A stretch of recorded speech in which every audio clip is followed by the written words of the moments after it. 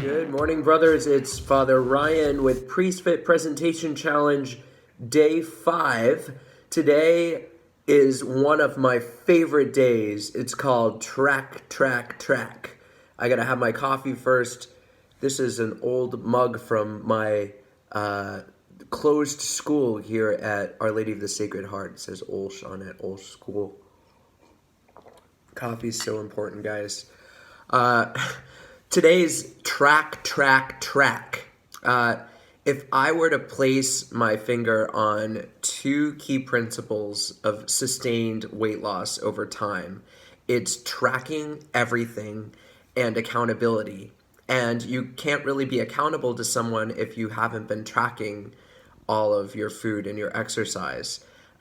These days, it's so easy to do. And all of the weight loss experts, fitness gurus will tell you that weight loss is primarily seen through your diet. Now, diet does not mean a particular diet like Atkins or Paleo or South Beach or Mediterranean, whatever you choose.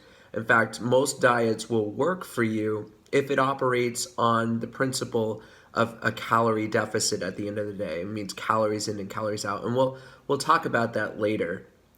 But in order to start to get to know your food and what you've been taking in and what is actually bad for you versus good for you, you have to start to get to know the food label. And I'll put up a picture of a food label for you there.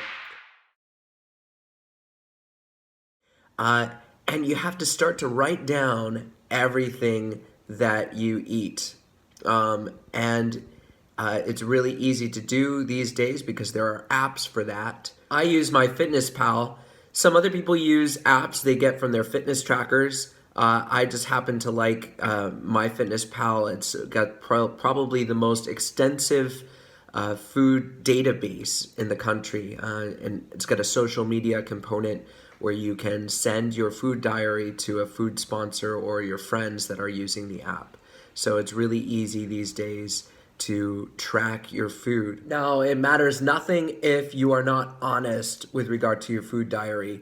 If you decide, well, maybe I didn't have that much, or maybe I can have a little bit more of this and I can, I can try to fudge the numbers. You can't do it. It's not going to be possible to lose weight at the end of the day if you're not being honest.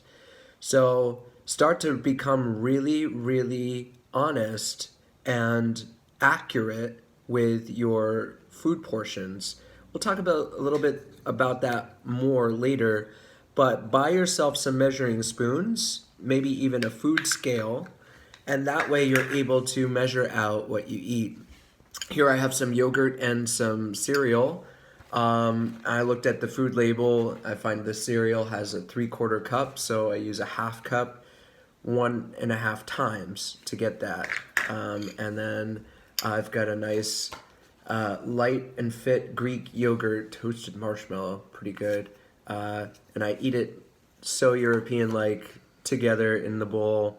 I've got some good protein shake for me in the morning.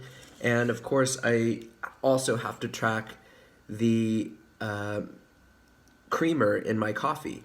That's got a lot of calories in it if you add it up over time. So I will show you what my food diary looks like for breakfast. And we'll get to the science, as I said, of calories in, calories out in a later post. But right now, it's just becoming aware of all of the food that you're eating. And once you start writing it down, you will be able to do it without even thinking over time or putting it in your app. I just go directly to my app. Now, this process of tracking also involves your exercise goals as well. Get yourself a tracker, some kind of tracker, which you can upload to your computer or to your smartphone. I have an Apple Watch with some really great functionality for tracking all of my workouts now that I also like to swim, so it's a waterproof device. I can use it in the pool.